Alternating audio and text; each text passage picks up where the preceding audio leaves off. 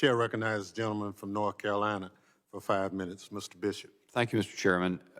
Secretary Mayorkas, Mr. McCall said the border is wide open. Director Wray testified about an elevated threat of guns and money and drugs across the border. Mr. Guest laid out a lot of the details about the record-breaking numbers, and he ended up having to talk more than get an answer from you on something. I just want to ask you, I've heard you in the Judiciary Committee recently in the summer testify that the border is secure. Secretary Mayorkas, do you continue to maintain that the border is secure? Yes, and we are working day in and day out to enhance its security, Congressman. Right. Thanks, sir.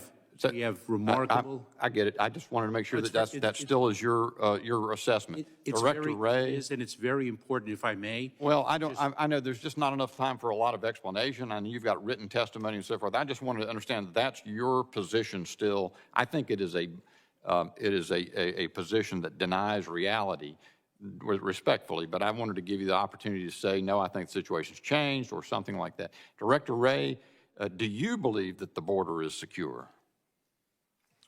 Well, I can only speak to border security from our narrow lane, but I can't speak to it from that lane. What I would say is that we see significant criminal threats coming from south of the border, whether it's guns, drugs, money, violence. We see transnational criminal organizations that are sending their drugs here and that are using street gangs here to distribute it, and that contributes to the violent crime crisis here. We've had takedowns just in the last few months that I could give you as an example. You know, I'll give you just one quick one. You know, in Phoenix, we had a takedown working with CBP, who are phenomenal partners, I should add, where we seized in one vehicle interdiction enough fentanyl to kill the equivalent of the entire state of Pennsylvania. Yeah, that's very troubling. One vehicle interdiction. Thank you, Director Wray. Director Abizaid, does the NCTC assess a significant threat from the historic level of uncontrolled crossing at the southern border? Thank you. We don't, actually. Border security is really important. If we look at the nature of the threat and how it's evolved here in the United States homeland, it's been striking how the evolution to lone actors actually reflects how much more difficult it is for terrorists to enter into the United States. We look historically at the kind of attacks we've experienced here in the homeland. None of them have been connected to major illegal crossings or otherwise from the southwest border. Right. That said, it remains a top intelligence priority. Director Wray spoke to that earlier about what has historically been true. It makes me mindful of the 9/11 report, that chapter that said the system was blinking red. It was a failure of the United States government agencies to anticipate a threat that should have been obvious to everyone. So it troubles me that the official response is, we don't think that's much of a threat. We have an unprecedented number of people coming across the border. A lot of them are being interdicted, but released into the United States without enough scrutiny. A whole lot more apparently coming in without being interdicted at all. And the official answer is, we don't think there's a terrorism problem there. It just hadn't happened in the past. I think, unfortunately, we're going to find out if it happens in the future. Reporting from The Intercept focused on the Department of Homeland Security's, and I guess this has been the focal point for it, interactions with social media companies. One thing it related was that DHS sent an email to Twitter about a Twitter account that could imperil election system integrity. The user had 56 followers in a bio that had references to weed shops. Secretary Mayorkas, does that kind of, the level of interaction with social media platforms, and that one specifically, that anecdote, not suggest that DHS is engaged in egregious overreach that threatens the First Amendment? Congressman, I would note that the Intercept article focused its attention on the disinformation activities that preceded our administration. Let me assure you that our work to address disinformation, which is a tool that our nation-state adversaries seek to employ to sow discord in this country, is something that is very, very respectful of the civil rights and civil liberties of individuals, as well as their privacy rights. You maintain that always, but let me just ask, when you say it's respectful, are you attempting to conduct censorship by proxy as a means of evading the First Amendment? We absolutely do not. My time's expired. Gentleman's time has expired. Chair recognizes gentleman from Texas, Mr. Green, for 5 minutes. Thank you, Mr. Chairman. I thank the ranking member as well and appreciate greatly the commentary that you both gave earlier with reference to collegiality and an effort to get the optimum from this committee based upon the things that we can agree upon. I thank you both. Mr. Chairman and members, I'm on a mission of mercy today.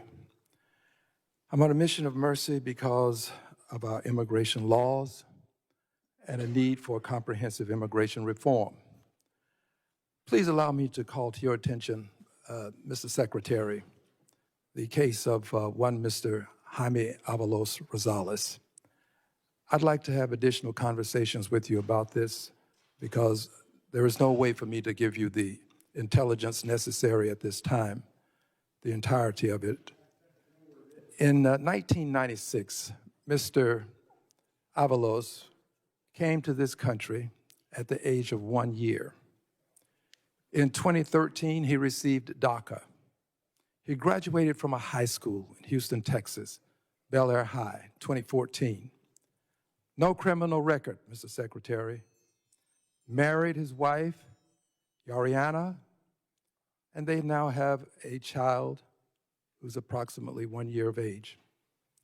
Mr. Secretary, pursuant to the laws, he went back to Mexico, to Juarez, to the consulate, in an effort to submit himself for re-entry into the country in a lawful fashion. The law permits this.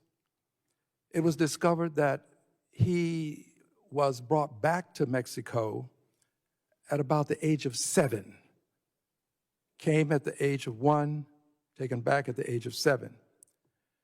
And because he was taken back to Mexico at the age of 7, a child, he is now barred from this country for 10 years.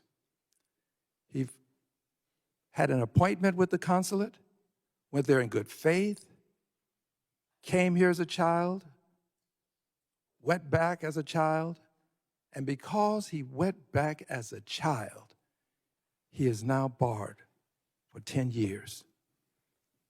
Won't be with his baby. Won't have Christmas with the child.